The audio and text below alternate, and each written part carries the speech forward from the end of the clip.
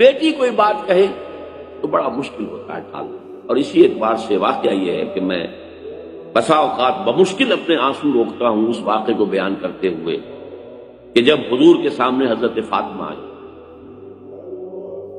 جن کے بارے میں حضور فرماتے ہیں فاطمہ تو بِضْعَةٌ مِّنِّی، میرا جگر کا ٹکڑا ہے. اور انہوں نے آ کر، اب تصور کیجئے آپ خود، وہ دکھا رہی ہیں اپنے ہاتھ کے اوپر پڑے ہوئے گڈھے کہ حضور ابا جان دیکھیے چکی چلا چلا کر میرے ہاتھوں پہ گڈھے پڑے، گدے کا نشان دیکھیے کہ میں مشکیزہ خود پانی بھر کر لاتی ہوں کنویں سے، مشکیزہ جو ہے اس کی وجہ سے میرے کندھے کے اوپر یہ بدیاں پڑ گئی.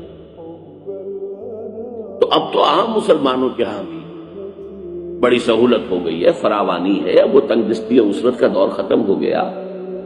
تو ابا جان مجھے بھی کوئی کنیز، کوئی غلام عطا فرما دیجیے تاکہ میری بھی یہ مشکل آسان.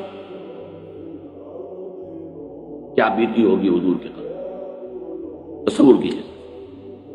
کہا کیا ہے؟ نہیں بیٹا یہ چیزیں ہمارے لیے، میں تمہیں اس سے بہتر چیز دوں.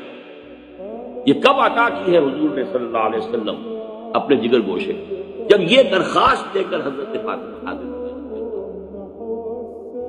نہیں بیٹا یہ چیزیں ہمارے لیے نہیں ہیں اور ہمارے لیے تو جو چیزیں بہتر ہیں میں تمہیں وہ دے رہا ہوں.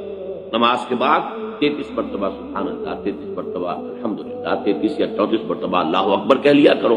جب بھی کبھی آپ یہ تسبیح فاطمہ کیا کریں تو اس واقعے کو یاد کر لیا کہ تسبیح فاطمہ کا شان نزول کیا ہے.